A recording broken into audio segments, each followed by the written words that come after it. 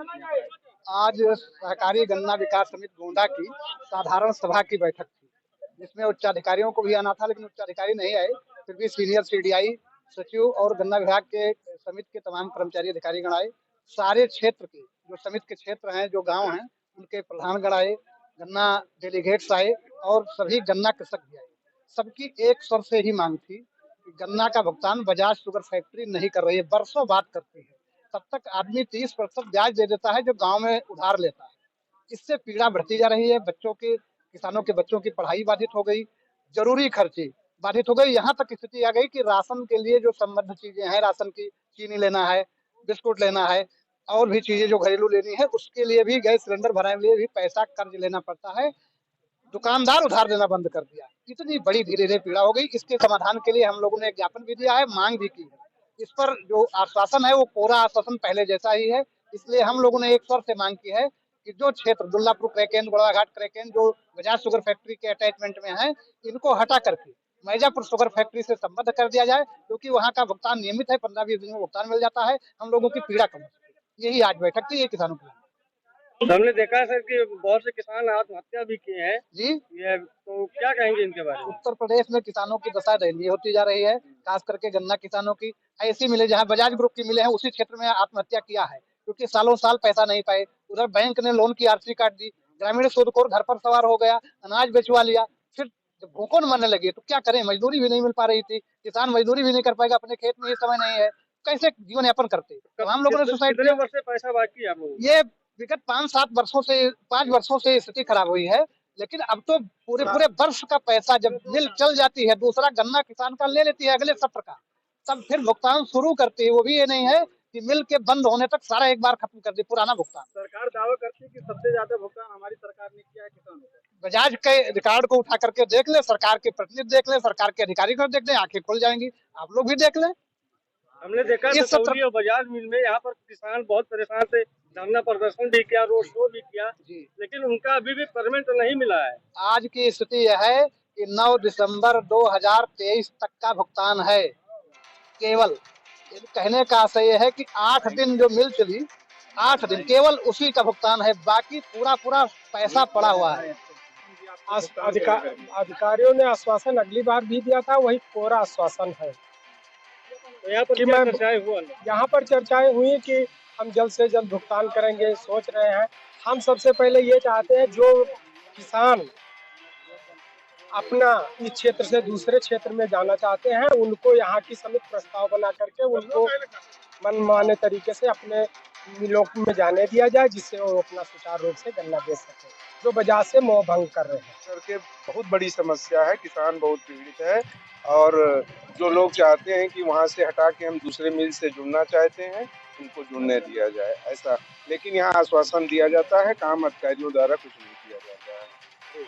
समस्या जो है चीनी मिल के कब तक कितने वर्ष समस्या बहुत पुरानी चल रही है। पहले बजाज चीनी मिल की स्थिति बहुत ठीक थी, नुकसान हो जाता था। बड़ी मिल है हमारे क्षेत्र में थे, लेकिन इस समय हालत बहुत खराब है, इसलिए जनता उससे मोह भंग हो। आज इस सभागार में ईश्वर की कृपा, आप लोगों के आशीर्वाद से ये मौका मिला है 2 वर्षों के बाद कि आप लोग इस आम सभा में उपस्थित हुए, हम भी उपस्थित हुए। सचिव साहब ने कुछ एजेंडा पढ़ा है, उसी एजेंडे को हम थोड़ा थोड़ा करके दोहरा देंगे, उसी पे आप लोग पुनः अपनी सहमति व्यक्त कर दीजिएगा, बस और क्या करना है। जैसे कल बैठक की कार्रवाई को उसके विचार आपने कहा है, ये सब तो चलो आम बात है। तो प्रस्ताव संख्या 4 डबल मृतक भूमिहीन इत्यादि और सट्टाधारक कृषकों की धारा 27 के तहत सदस्यता प्राप्त करने के विचार है।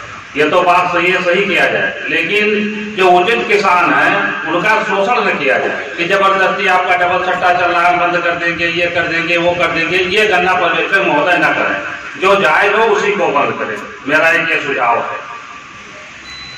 23-24 में बनाए गए नए सदस्यों समिति के मृतक सदस्यों उनके उत्तराधिकारियों को वारिस सदस्यों की स्वीकृति पर विचार, ये भी सही है। 6वां है समिति के 100 बट्टे को खाते में डाले जाने पर विचार, कि विगत 2-3 आम सभा जब हुई है तब तक इस पर चर्चा हुआ किया गया है।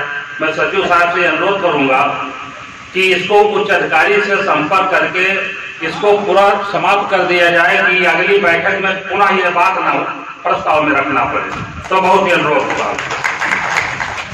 मुख्य बात जो है, सबसे अच्छी चीज ये है कि जो ऊपर से माननीय कृषि मंत्री जी के द्वारा या भारत सरकार द्वारा समिति के जो कानूनों में कुछ संशोधन आया है, उस संशोधन को पास करने पर तो विचार करना ही करना किया जा रहा है। लेकिन मेरा आपसे अनुरोध है, समस्त समिति के डेलीगेट, किसान क्षेत्र के जनप्रतिनिधियों के तरफ से, कि स्वयं और उच्च अधिकारी तथा कुछ जानकार लोगों से समझ करके ही उस प्रस्ताव की सहमति कार्यवाही रजिस्टर में लिखिएगा। यदि हमारे कोई किसान उसको पढ़ने लिखने में जागरूक है, जानकार हैं, तो बाइलाज आया है जो उसको लेकर के पढ़ ही सकते हैं, पढ़ के समझ लें, सेकंड का कोई नुकसान उससे न हो।